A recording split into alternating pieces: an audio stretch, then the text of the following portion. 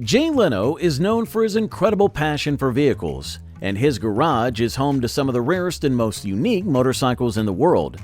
With a collection that includes everything from classic American choppers to rare custom creations, Jay's motorcycle creation is as diverse as it is impressive. While most of his vehicles are well known, some of his motorcycles remain hidden gems known only to a select few. In this video, we'll dive into the 3 most secret motorcycles in Jay Leno's garage, bikes so rare you won't believe they actually exist. Number 3. 1974 Norton John Player Special. Jay Leno's motorcycle collection includes a notable model, the 1974 Norton John Player Special. This British bike was purchased by Leno 3 years before his first appearance on The Tonight Show. He bought the bike brand new for $3,000, a considerable amount of money at the time, especially for someone who is still early in his career. Reflecting on this purchase, Leno shared that he had to scrape together the funds to buy it and felt it was way too expensive at the time. However, looking back, he now sees it as a worthwhile investment. The Norton John Player Special stood out for its distinctive design and engineering features. It had a broad, curved fairing with dual headlights that gave it a unique and aggressive look. The seat curved upward to provide a short backrest for the rider, which added comfort during longer rides. The bike was powered by an 822 cubic centimeter engine that produced 60 horsepower at 6,200 revolutions per minute.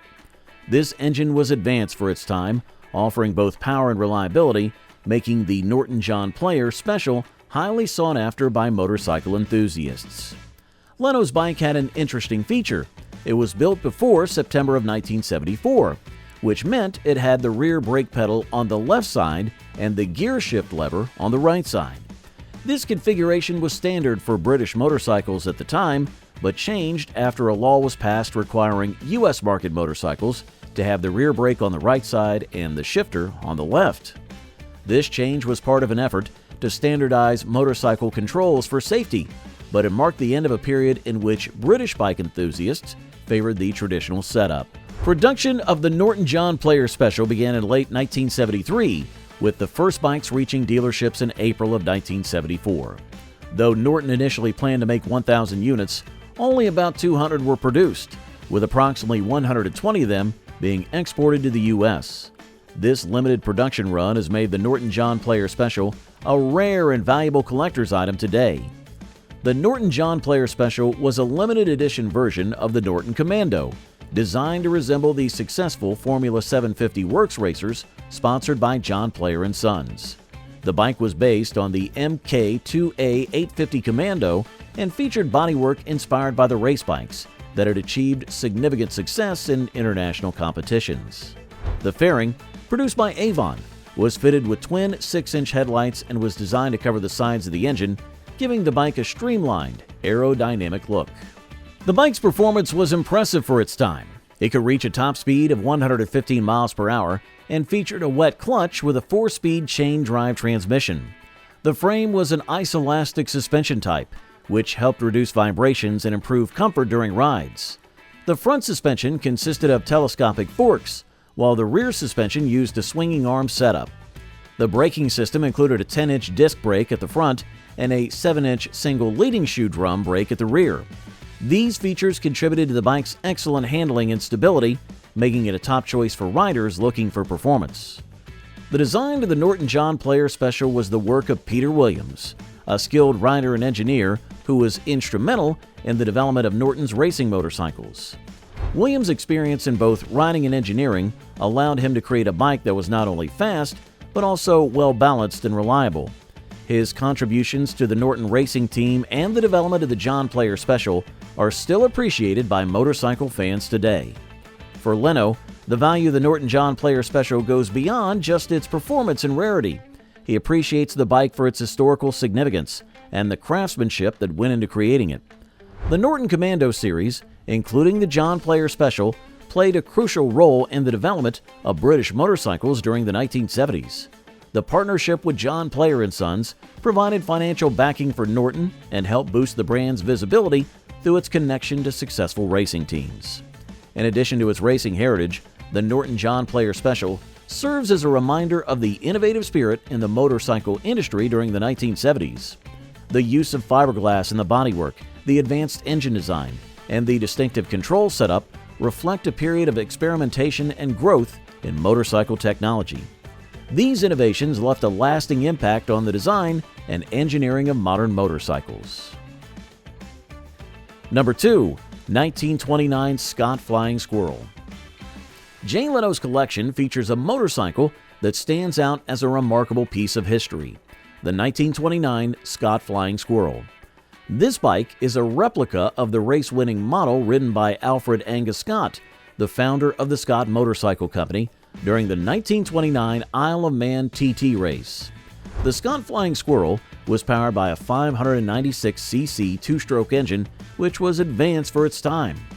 One of the most fascinating aspects of this engine was its water cooling system, which worked without the need for a mechanical pump. The Scott Flying Squirrel was an important model in the history of motorcycles. It was first introduced at the Olympia show in 1925 and was offered in two engine sizes, 498cc and 596cc, with the latter being the more powerful and expensive version. The Flying Squirrel became known for its advanced engineering and high performance, which made it popular among racers and motorcycle enthusiasts. The 1929 model in particular stood out for its success in the Isle of Man TT race, where it finished in third place. The Scott Motorcycle Company, founded by Alfred Angus Scott, was a pioneer in developing two-stroke engines and advanced motorcycle designs.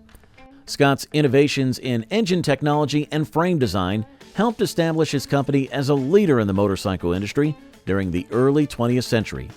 The Flying Squirrel was a prime example of Scott's engineering genius and his commitment to pushing the boundaries of what motorcycles could achieve. Leno explained the cooling system in an episode of My Classic Car with Dennis Gage. He described how the engine's cooling process worked using a method called thermosiphoning. This system did not use a water pump. Instead, as the engine heated up, the hot water would push the cold water forward, causing it to flow through the radiator and circulate again. This method took advantage of the natural convection currents created by the temperature difference between the hot and cold water. The result was an innovative, efficient solution that allowed the bike to perform well during long races. The 1929 Scott Flying Squirrel was designed as a racing replica, so it lacked many of the features commonly found on modern motorcycles, such as a headlight, taillight, and turn signals. However, Leno managed to register the bike with the Department of Motor Vehicles in California, giving it a California license plate. This allowed him to ride it on public roads where he enjoyed the performance of the motorcycle. Leno spoke highly of its abilities, stating that for a bike from the 1920s, the performance was impressive. He described it as a great bike to ride, highlighting how well it performed even by modern standards. The engine of the Scott Flying Squirrel was a two-stroke twin-cylinder design, which was relatively uncommon at the time. This engine configuration provided a balance between power and efficiency, making the motorcycle fast and reliable. Another key feature that set the Scott Flying Squirrel apart was its water cooling system, using the thermosiphoning method. This system helped keep the engine at an optimal temperature even during the demanding conditions of long-distance racing. In addition to its innovative engine, the frame of the Scott Flying Squirrel was a critical factor in its performance.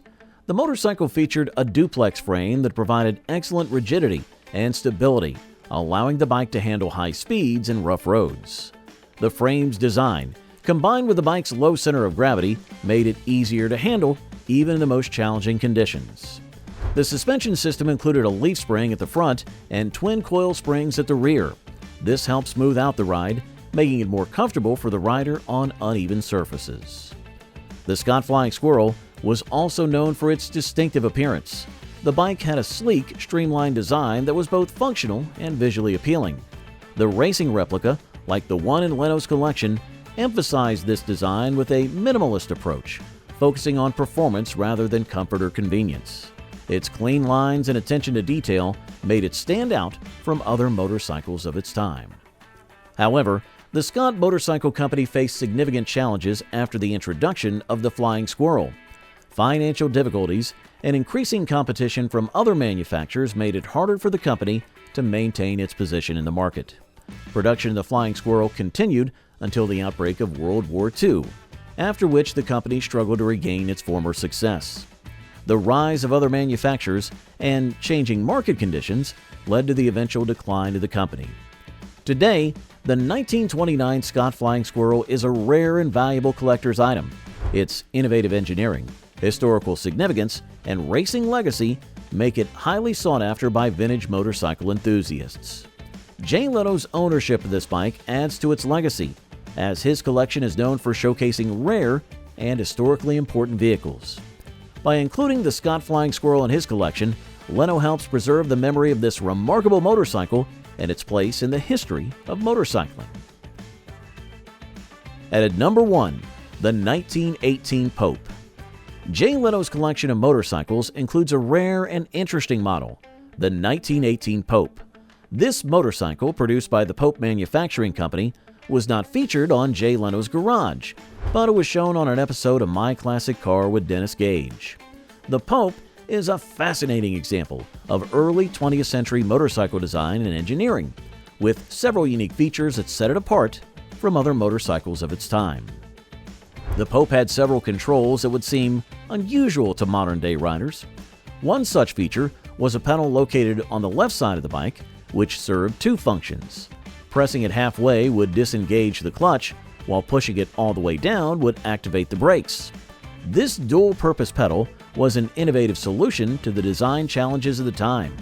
The handlebars also had rubber grips that extended far beyond the ends of the metal, hanging loosely for several inches. Leno explained to Gage that these dangling rubber grips were designed to make riding on the rough, unpaved roads more comfortable. Riders could lean back and hold onto the soft ends of the grips instead of having to clutch the vibrating metal handlebars. The Pope Model L, which included the 1918 version, was produced between 1914 and 1920. When it was introduced, it was considered one of the fastest motorcycles in the world. The bike featured a 1,000 cubic centimeters overhead valve V-twin engine, which was quite advanced for the time. The engine produced about 15.4 horsepower, allowing the bike to reach speeds of up to 70 miles per hour. This kind of performance made the Pope a tough competitor in the early motorcycle racing scene, where speed and reliability were crucial. The Pope Manufacturing Company, based in Westfield, Massachusetts, was a pioneer in the American motorcycle industry. Known for their innovative designs and high-quality engineering, the company had a reputation for producing top-tier motorcycles. The Pope Model L was one of the most successful models made by the company, and its advanced features set it apart from its competitors. However, the company faced growing challenges in the early 1920s. Increased competition from other manufacturers and economic difficulties eventually led to the end of their motorcycle production in 1920. This marked the end of the Pope Model L's production, making it a rare and highly sought-after item among collectors of vintage motorcycles.